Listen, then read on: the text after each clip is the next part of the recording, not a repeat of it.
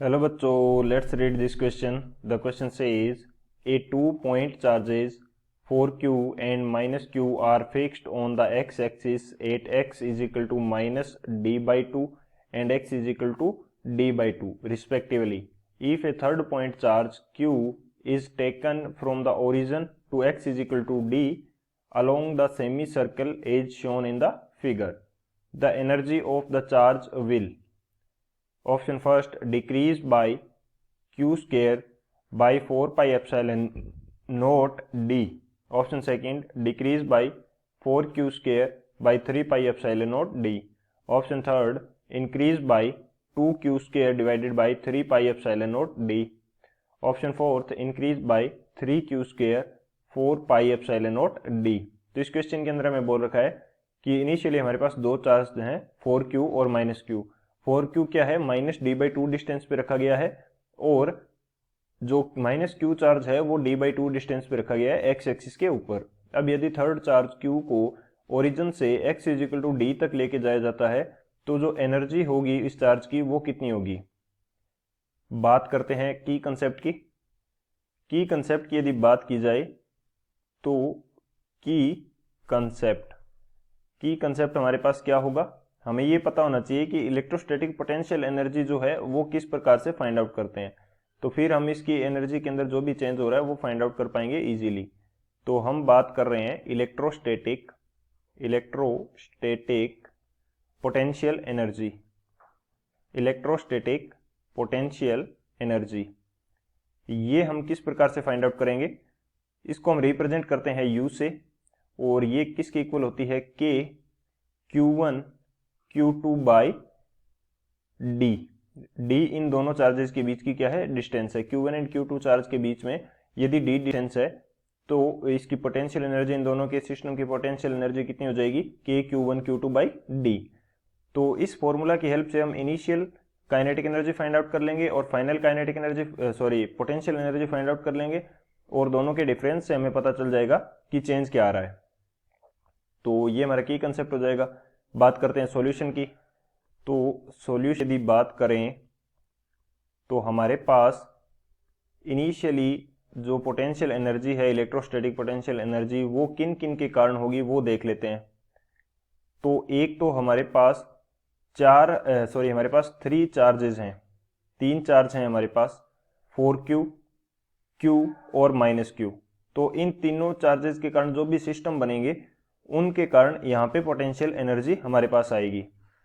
तो इसके अंदर कौन कौन से सिस्टम बन सकते हैं, एक तो 4q और कैपिटल Q का सिस्टम बन सकता है. एक हमारे पास बन सकता है q और -q का सिस्टम. एक हमारे पास बन सकता है 4q और -q का सिस्टम. अब ये जो 4q और -q का जो सिस्टम है ये दोनों कंडीशन के अंदर सेम है, यानी कि इनिशियली भी सेम है और फाइनली भी सेम है. इन दोनों के पोजीशन में कोई चेंज नहीं आ रहा. तो इनकी एनर्जी जब हम finally change in potential energy निकालेंगे तो वहां पे ये माइनस हो जाएगी. इसलिए मैं अभी इसको कैंसिल आउट कर रहा हूं यहीं से ही, क्योंकि दोनों की पोजीशन सेम है, इनकी पोटेंशियल एनर्जी के अंदर कोई चेंज ही नहीं आ रहा है. तो इनका चेंज क्या फाइंड आउट करेंगे, हमारे पास चेंज फाइंड आउट करना है इन दो सिस्टम के कारण. तो इनके कारण हम फाइंड आउट कर लेते हैं.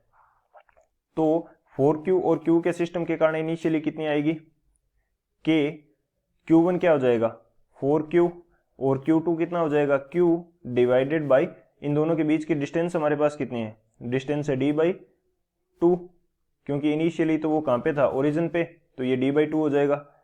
सेकंड जो हमारे पास सिस्टम है q और -q का, उसके कारण कितनी आएगी, k q और q2 कितना हो जाएगा इस बार -q डिवाइडेड बाई, इन दोनों के बीच की डिस्टेंस कितनी है, ये हमारे पास कितनी है d/2.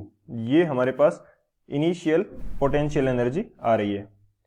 इनिशियल पोटेंशियल एनर्जी हमारे पास कितनी आ रही है, जब इसको सॉल्व करेंगे तो ये वैल्यू हमारे पास आ जाएगी, कितनी आ जाएगी 3kq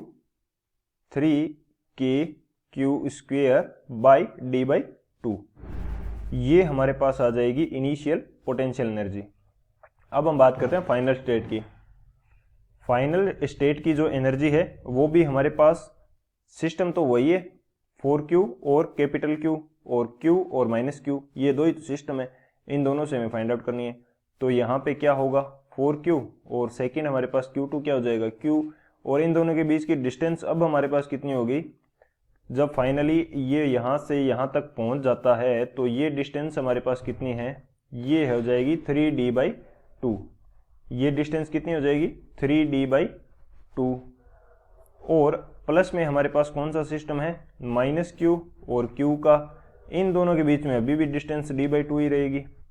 तो जब इसको सॉल्व करेंगे तो U फाइनल हमारे पास कितनी आएगी, U फाइनल की वैल्यू हमारे पास आ जाएगी KQ² डिवाइडेड बाई 3D/2, ये वैल्यू आ जाएगी।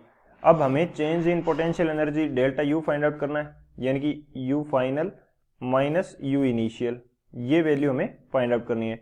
तो U फाइनल हमारे पास कितनी है KQ² डिवाइडेड बाई 3D/2, और हमारे पास U इनिशियल कितनी है, ये है हमारे पास 3KQ² डिवाइडेड बाई D/2। तो इन दोनों को सॉल्व करेंगे तो डेल्टा U की जो वैल्यू है वो हमारे पास आएगी माइनस ये वैल्यू कितनी आएगी 4Q², K की वैल्यू और पुट कर देंगे तो ये वैल्यू आ जाएगी 3πε0, और नीचे क्या आ जाएगा D आ जाएगा। तो डेल्टा U की वैल्यू आएगी ये -4Q², 3πε0D। माइनस यहाँ पे क्या रिप्रेजेंट कर रहा है कि ये डिक्रीज हो रही है। तो कौन सा ऑप्शन करेक्ट हो जाएगा हमारे पास, जो ऑप्शन बी है decrease by 4Q² by 3πε0D। तो बी ऑप्शन हमारा क्या हो जाएगा, करेक्ट हो जाएगा। So option B is the final answer. I hope you understood it well. Best of luck. Thank you.